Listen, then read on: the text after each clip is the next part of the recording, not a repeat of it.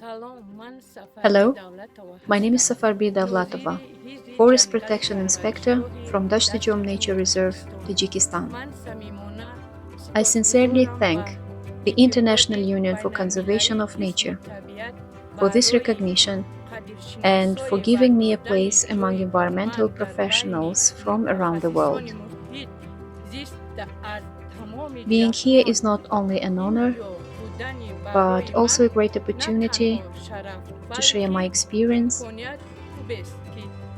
and bring the voices of women conservationists from Tajikistan to the global stage. Thank you to everyone who has supported me. I stand here as a representative of all those who work every day to protect our forests and the unique nature of our country. Together, we can protect the beautiful nature of our planet. Thank you very much.